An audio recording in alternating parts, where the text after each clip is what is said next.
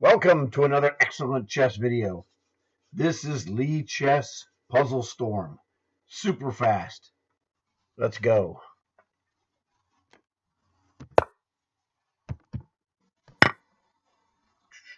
That's a checkmate. That was a queen. Boom.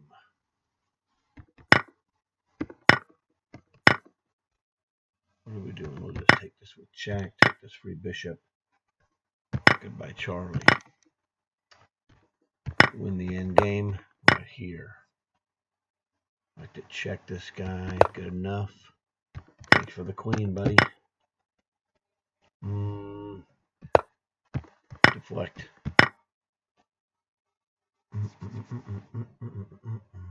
Let me see. Check him. Check him. Destruction, sacrifice. Checkmate. I'll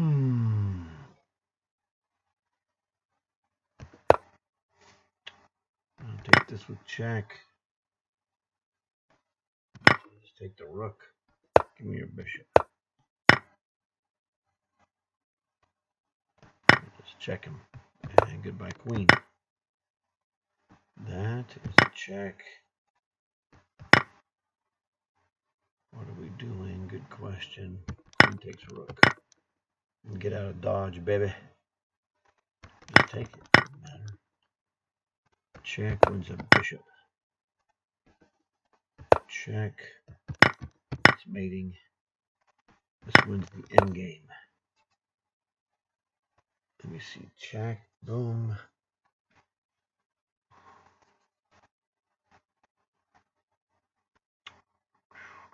Oh, take the knight, dummy.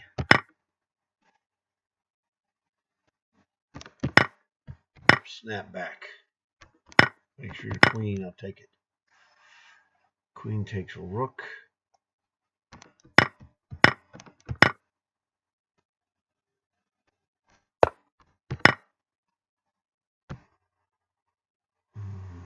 That's my gut reaction. I don't think that's the right move. That's the right move. Now we get the check. I'm just taking this and winning. Okay, what about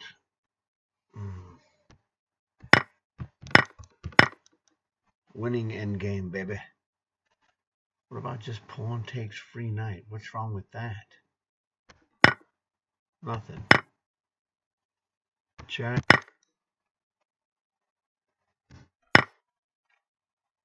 Sometimes it's tricky, I guess. My mistake. Gotta take it. It's gonna checkmate me, so rook takes. What am I doing? Rook takes rook. Does not win. Yes, it does win. Here. Bishop checks. Sayonara, baby. Checkmate. Rook takes, queen takes, you lose.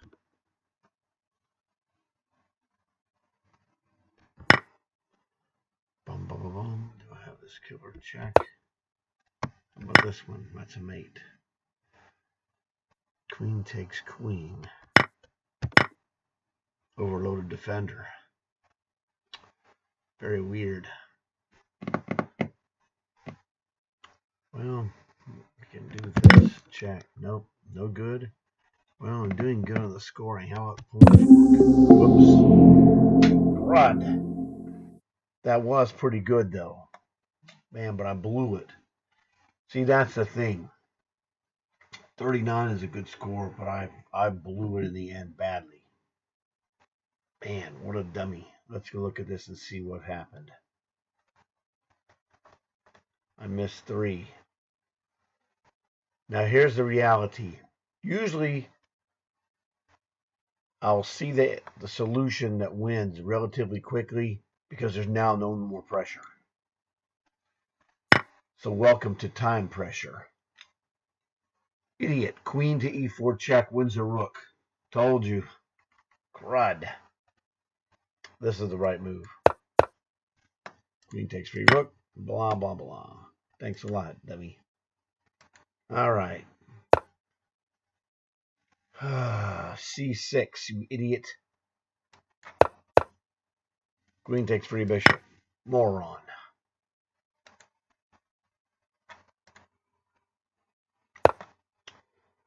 Okay. Well, like an idiot, I pawn forked him. Bishop takes bishop. He cannot play pawn takes bishop because queen takes free knight. Bishop takes bishop, rook takes bishop, g5.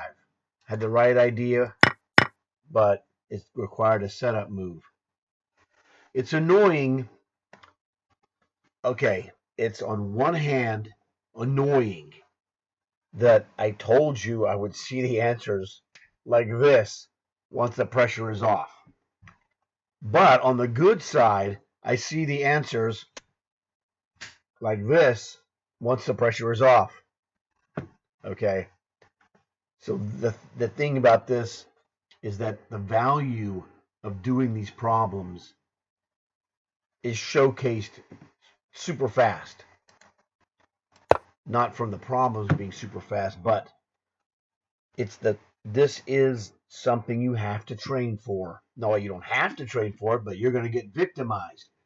And the thing about training in any sport, okay, is that you do training to be victimized in training rather than play the sport to be victimized in the sport. This is why there's training for every sport. Boxing, football, karate, chess, hockey, soccer. You have training so that whatever stumbling blocks come your way, you're able to meet those whether you pass or fail here in these problems, for example. You're testing yourself. So I'm testing myself. I was doing great, got 39, and then blew the last two like an idiot. And they weren't even that difficult for my ability once the psychological pressure has been removed. So there you go. It's just that simple. All right. So that was fantastic. Now, let me go and look through the ones that we did correctly and see what is up with this. Yes, the first one, the rook pinned this g-pawn, knight fork wins a queen. All right. This rook is defended fence rook right here. So rook to the corner, bam, checkmate. All right. This was a knight fork wins a rook. This one was queen takes a c3 check, and he's getting mated, essentially. Or queen takes free bishop, etc. This is a simple endgame advantage of three pawns versus the rook. Let me explain this. All right, by itself, without the kings, two pawns in the sixth rank beats a rook when they're connected. It's just game over. So this was based upon I call it a common knowledge endgame principle. You have to understand this principle. So here, I pushed attacking the rook. Rook has to respond. He can't take the pawn because I queen on him. All right. And at this point, it doesn't matter. It all becomes king and pawn endgame. And now this is the shepherd square. From this square, I can control the queening of my pawn against the other king. That's why I call it the shepherd square. So there you go. But I want to explain this to you because these endgame principles are super important to winning games. And you saw me win this one in some god-awful short time. What is it, 6 seconds? All right. Because I've done the work. This is, you do the training so that you can, when faced with this, I instantly recalled, or almost instantly recalled, the basic concept of two pawns on the sixth rank beats a rook. And so I was able to go, okay, I know I'm winning. All right, because I've done endgame training in the past, over 40 years ago. Specific endgame skill building. This is the key. you must do endgame skill building separate from these videos. Now, these videos are great because these things come up out of nowhere, unplanned. You know, succeed or go home. There you go. Anyway, this problem was what? Pawn takes pawn, check, guarded by the rook. And then he goes king g2, rook to h2, check. And that's a checkmate because the bishop guards this. It's an indirect Three Stooges checkmate. There's a virtual Mo. When I play rook h2 check, I get a virtual Larry, and then I get a virtual Curly right here. So it's a sideways Three Stooges checkmate. Bum, bum, bum, bum. Yeah, this one was knight checks on b3. And the bishop has got a fence bishop. This bishop fences off all the light squares. So knight b3 check is a checkmate. And this is the thing. This is why I give these, I made up terms. No one uses this. No one came up with this idea except me. The fence bishop. Like, what the hell is that? You know, it's like, well, I explained it to you.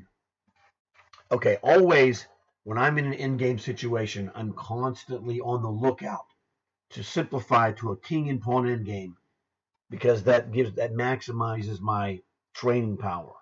So rook takes rook check, king takes rook, king g5, king h4, king takes h3. This is just an easy king and pawn endgame win. But you're going to have to do king and pawn endgame training, skill building, all right? But that's how I got this guy like this. I see the winning idea so fast because I did the skill building training over 40 years ago. All right. What do we have here? Isn't this just, yeah, this is just like a bump and score. He just got bumped into the corner. And so we went queen f1, rook takes f1, rook takes rook, checkmate. What do we have here? This one was, what, just rook takes queen, right? That just wins. So there you go, no problem. This one was queen e5 check. He's going to be checkmated or loses queen one way or the other. Queen e5 check. He played queen g3, so that means his king is the only defender of the queen, so he deflect his king away from the queen with rook to h1 check. Now, queen e5 check, g3. We're winning this with queen takes pawn check. Queen goes to g2, and then rook to e2 wins the queen for a rook again. It's just same material win, just a different technique, but there's a secondary solution. Depends on which way he goes. Does he block with the queen? Does he block with the pawn? Here was a real simple fork. Rook fork on c2 wins a queen. This was what? I don't remember. He's not checking me. Queen takes knight check, and then queen takes free rook. Hey, that's how my dad would say it. And that is queen to d3 check. He's checkmated. Look at this. Now, to be honest, I didn't go through this the way I normally do it in a slower. Knight guards it, pawn guards it, block, block, block, block. Queen and pawn block. So this is just a checkmate. But I did this one with my spidey senses. I didn't mentally check it because it would take longer. That's the test. This is testing your chess vision in your chess eye with a little bit of chess brain on top. Simple. Rook takes h3, destruction, sacrifice. Pawn takes rook, rook takes pawn, check. King g1, queen h2, checkmate. All right, what do we got here? Da-da-dum, queen takes e3, check, and he's checkmated basically, so it doesn't really matter. He goes king d1, knight f2 is checkmate. Check. This was winning the queen. No, rook takes d3 check. I'm under check. So rook takes pawn check. King went to what? King c4, and then rook skewered king and queen. This one, 2 pawns beats a bishop. If you get it right. If you get it wrong and play h3, your 2 pawns now lose to the bishop.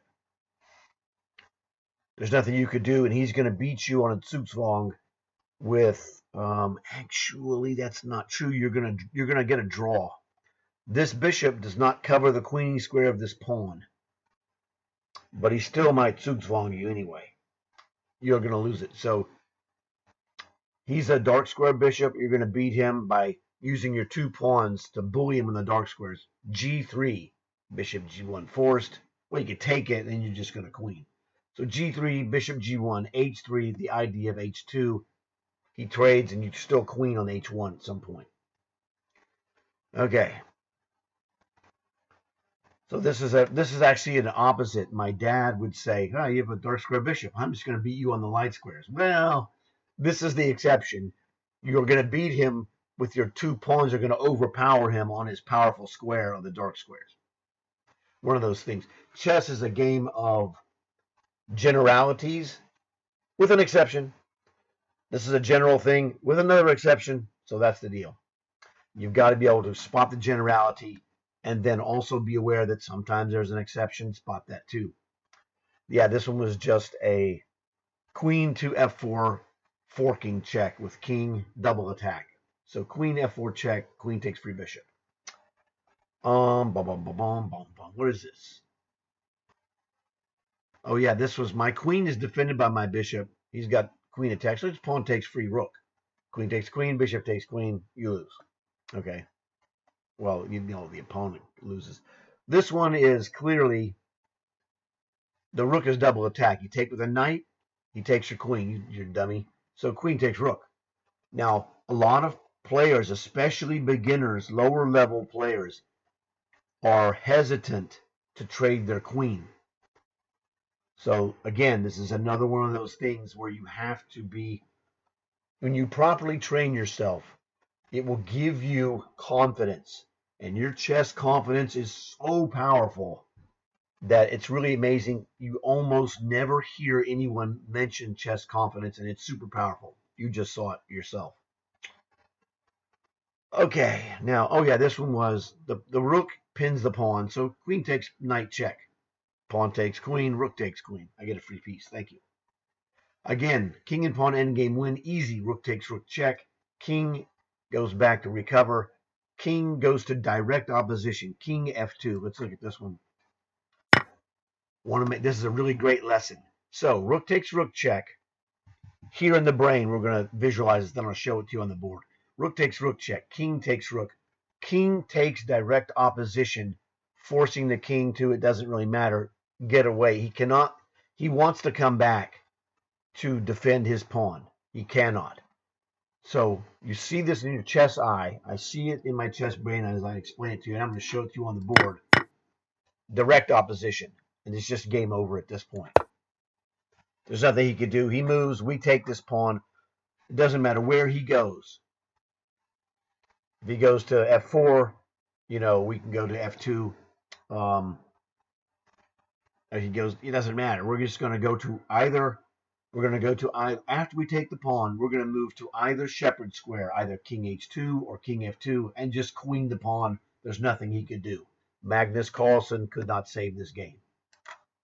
As great as he is, he can't save it. Okay. This one was, it's a back rank checkmate. Bump and score, actually. Queen to e4 check. We're forking this, doesn't really matter. What we're doing is we're getting a battery on the e file to play rook to e1 check.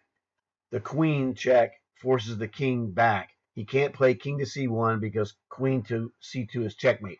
King goes to bump and score, bump into the corner, rook e1, rook takes rook, queen takes rook, checkmate. All right. And see, this is the thing. I'm doing these solutions here for you on the mini map, what have you, like this. This is one of those things, man, you're fake. No, I'm not fake. You see now I'm not fake. Okay, this one was a real clever one because what you have to recognize is that this pawn is pinned by this rook indirectly. So we can play queen takes rook, pawn takes queen.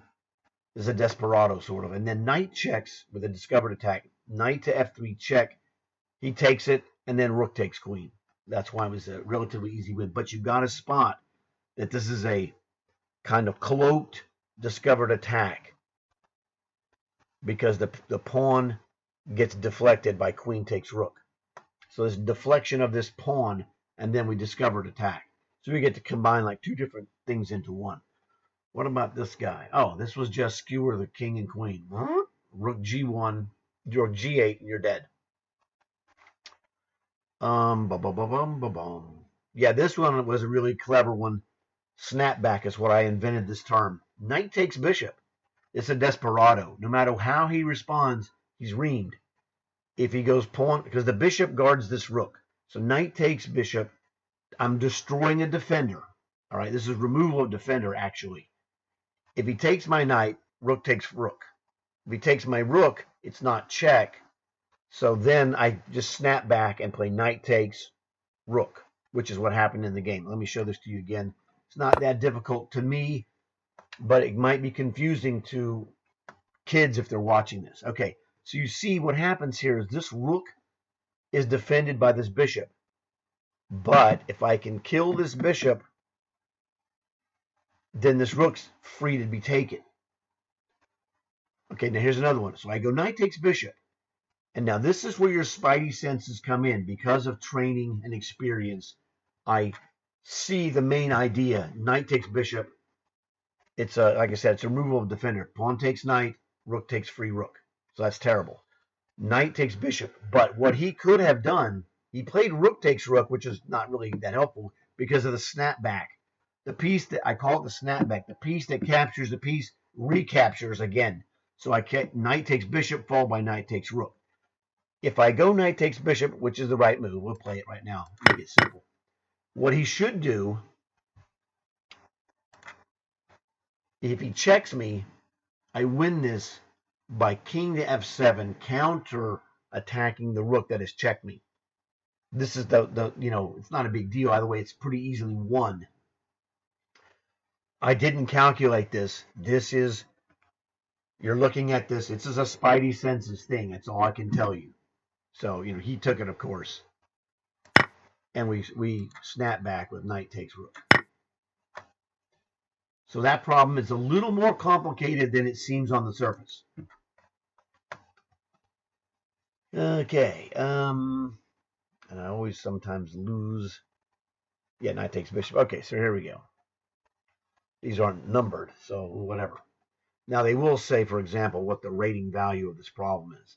Here is just a simple bishop takes free bishop, and all I have to do is just guard the control of b3, and I'm just going to eat this pawn and come down here and win this endgame. So bishop takes free bishop. He made his whatever move, and he went king to d2, and it's a mistake to play. If you lose this pawn, you cannot win this game. So it's a test of your endgame knowledge. Bishop takes free bishop. King d2 attacks my bishop.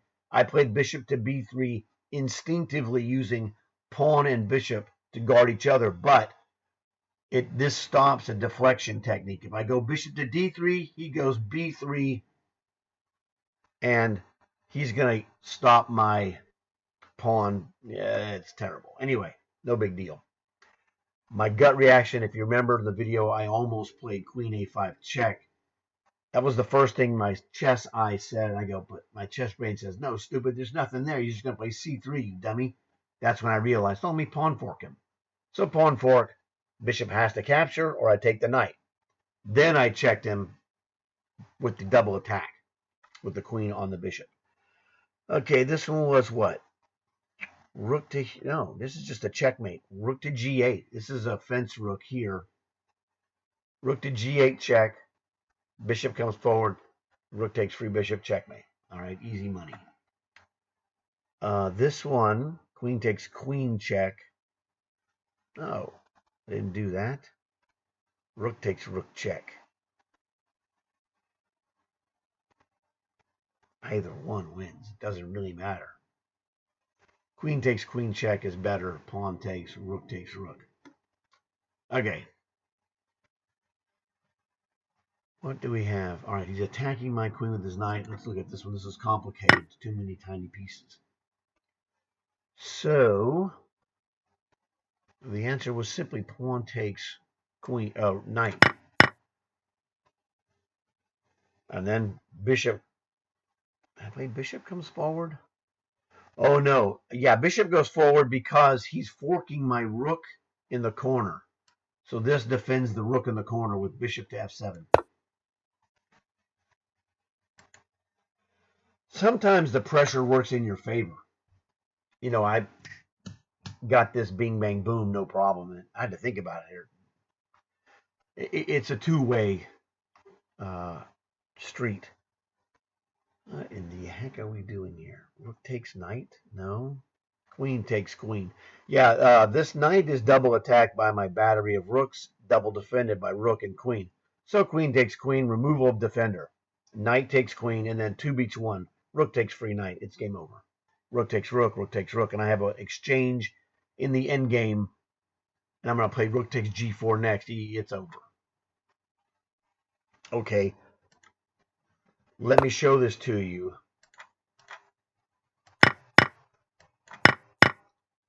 This is like super over. Now, another thing, this knight is being dominated by this rook.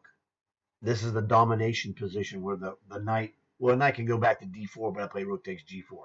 If he attacks my only weakness that he can reach with knight to b8, just play a5. There's nothing that's going to stop him or stop me. Actually, yeah, that's good. Rook takes g4. Actually, I can play that first and then play a5. He is just completely smoked here. The rook, when I take this g pawn, rook and 3 pawns, and my king is over here. It's goodbye, Charlie. I'm just going to go down here and beat up his pawns. If he tries to defend them, he's going to get annihilated because the flexibility of the rook beats the knight as a defender. It's game over. You should look at this and go, okay, I'm going to take this check, and then at some point I'm going to infiltrate into his position. If necessary, I'll take my king, come to the h-file, make it farthest away from the knight. The knight cannot defend this pawn queening with the king and defend these pawns. Something's got to give. Worst case scenario, I'd play a5 and then in b4, pawn takes, and then I'd be able to go rook to c whatever to get to this back of the pawns here at c2. So we're going to need an infiltration. So if I take him with check, king to f2, and then I can't go rook to e4 doesn't do any good. He would have gone like knight and attacks this pawn. So I can play rook takes check, king f2, and then a5. The problem I have is I can't going to e4 doesn't help me. I can't infiltrate e2. The king would stop this. But I'll play a5, b4, and force an exchange of pawns, and then just absolutely destroy him because the rook switches sides of the board so much faster than the knight. This is why the end game of rook versus knight is just crushing. It's one of those things, and this is a really important thing. When you go into tournaments, I would play tournaments and I get up. Different people would have different ideas. I would get up, I make a move, guys thinking about whatever. I'm like, man, let me clear my brain. All right, the reset. So I get up, I watch other games, what have you, and then I'm looking, back at where my board is. Oh, the guy moved. I come back and I go there. I'm just, getting back in there, playing it, blah blah blah. And as the games go on to, you get to end games, what have you, and I'm going watching, especially the strongest players in the tournament hall. You're watching these guys, and you'll see different end games. You go, oh, wow, this guy's playing a exchange up end game. And so when you finish your game, there's going to be games going on.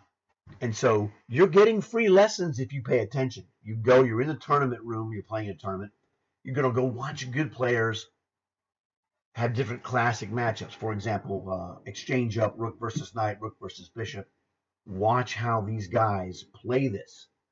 And they're going to give you a free lesson on how to do this. And you're going to have to sit there and think about it. And what happens is when you're watching a tournament game in your own mind, you're standing there watching this guy. And it's like, why did he make that move? This is the internal monologue. And you're like, oh, so it forces your chess brain to engage. This is the key. This is one of the ways that you can maximize when you go to the tournament, You're playing in a tournament, number one. But you might get a free lesson if you're looking for it. That's the thing. I'm always looking to get a free lesson when I'm playing chess in a tournament. This was the end game. Where the heck was this at? Ah, okay, there we go. So this is the next one. Da-da-da-dun. What happened here? Yeah, this was an end game. Oh, this is a good position. Now, when you do end game study training, which is mandatory if you want to be a good player, there's things you have to learn. Okay, look at this. He's a bishop ahead, but look how many pawns I have. 2, 5, 6. He's got 4. I got 2 pawns for a bishop. Normally, that's not enough to win. However, if the position favors your piece formation, then that turns out this is a big winning position. So rook takes rook. Why do I do this? Removal of liability. I've got a forced win that I see. The forced win is going to be, I'm going to play e3, sacrificing this pawn. Pawn takes f2, and I queen the next move. Because he's got a dark square bishop, and this pawn wants the queen on the light square. You know, this is my dad's rule. You have a dark square bishop, I'm going to beat you on the light squares, essentially. That's not the way he phrased it, but that's the way it works here. So rook takes rook. Removal of liability. Get it out of the way. And then we're going to play boom.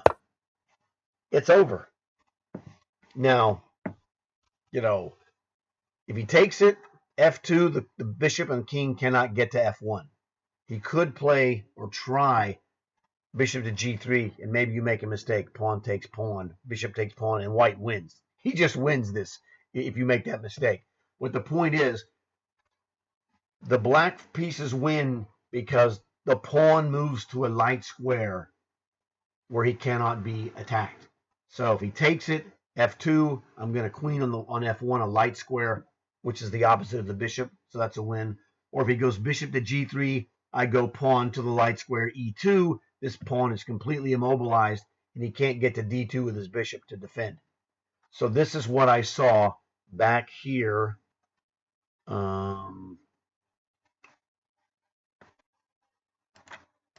There we go. Instantaneously, I looked at this because I'm always looking when you to simplify endgame positions. Okay, so my gut reaction in training is, well, what if I just take it? And do I have an advantage if I just take this rather than playing some kind of fancy move like rook to a7? Looks like you're trying to defend this blah blah blah, but you're actually going to lose this game because he plays rook to b3, cutting off your one and only chance. So, as my father so correctly understood in the most basic way, you have a dark square bishop, I'm going to beat you on the light squares. You know, and I was a kid when he told me this the first time, and it like stuck with me 50 plus years, literally. So, fantastic problem, great for this video. Already did this one, that was one of the first one I missed. What do we have here? Oh, this is the checkmate. Ladder checkmate, but this is the sideways. So rook checks here, king to d4, rook to b4 is a ladder, not a ladder checkmate. This is a fence rook here.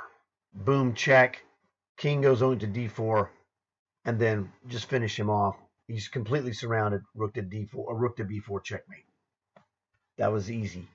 What about? Hey, this is just another. Okay, this is an overloaded defender.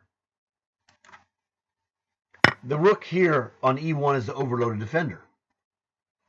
So, queen takes, knight. What are you going to do, Bobby Fischer?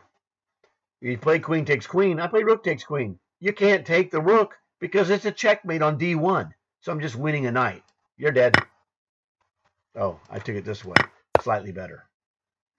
Yeah, you can't take me back. Sometimes, like I said, when the pressure is on, you get the, I don't know, man. It's something, there's an invisible switch inside of your head. Pressure was on. I looked at this. I'm like, oh, yeah. I played the right moves. Here, when I'm not really, I'm not really thinking. I'm just using my chess eye.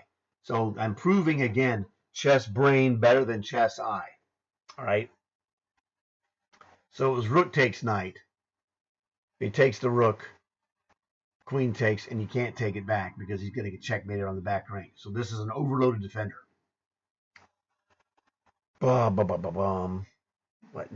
Wasn't this just like bishop? Yeah, this is bishop to d4 check. His king has to move, and then checkmated on queen h4's checkmate. Pretty basic stuff. And this is the last problem I got correct. I don't know. Let's just go look at this. Okay. Yeah, this is queen takes queen. He's got an overloaded defender again on the back rank. Now he can play rook takes rook check, but then I would snap back. Queen takes rook, and he's dead. The other choice would be rook takes rook, but he could take my queen. So no, queen takes queen is the correct move. And he's toast. So that solves the dealio. But this is a overloaded defender. This rook is overloaded, right? Check. And yeah, no matter what he does, he can't play rook takes rook check because queen sidesteps him with the snapback. Queen takes queen, and then queen would take rook. And he's just completely a queen down. All right. So this rook is, just trapped in this position. So queen takes queen, rook takes is forced, and then rook takes free rook. It's over. You can resign. So killer problems. 39 correct, 3 bonus lessons because of my boo-boos. Hey, boo-boo boy. So that's 42 lessons. Hey, that's good stuff. Good end game. These end game problems are really super bonus because this gives you a quickie insight into how important end game training is on the side off of YouTube. Now you could find, I haven't looked, there might be some really killer end game studies and what have you on YouTube. I haven't done those myself because I would just much rather refer you to outside end game stuff. I have some books I could do it. I don't know. I might do some later. But the problems when they come up, I want to explain those because this shows you got to know end games if you want to be good. Really study end games first because you got to get specific info like I showed you here with the pawns, the rooks. We had the pawns beating the bishop, several times actually. So that was good. We didn't really have pawns beating a knight. So this comes up. So what I say, there's three major in-game studies you have to work into. You have to work on the pawns only. You have to work on the second one would be a minor piece, bishop or knight, and pawns. Or bishop versus knight and pawns, bishop versus pawns, knight and knight versus pawns, because they're all different slightly. And then rooks and pawns are the main ones. These are where all the what we would call from a scientific perspective, all of the main themes for chess mastery of endgames are in these 3 groups of endgames. Now there's going to be exceptions, etc., etc. Again, chess is a game of generalities. Generally, you do X. On this one condition of X, we want to do Y because there's a special reason, okay? And that's what it is. You have a generality of X that's mixed in with sometimes the thing that goes against the general X principle, and you play Y or Z, whatever it is. So hopefully you enjoyed this. A lot of stuff to learn here. That was really good, important stuff. Go to lichess.org if you want. Try your hand at Puzzle Storm. It's quite difficult, as you have seen. Don't be surprised if you do it and get, the first one 10 to 15 only. I make it look a lot easier than it is because I have a vast knowledge of chess that brings itself out in these puzzles. And these are random. You have no anticipation. There's no guarantee to what you're going to get. So you go out there in the real world face the situation. Boom, boom, boom. There you go. So work on training on the side. So hopefully this helped you out. Tell your friends. Check my other videos. Killer stuff going on. See you guys later. Thanks again. Like and subscribe.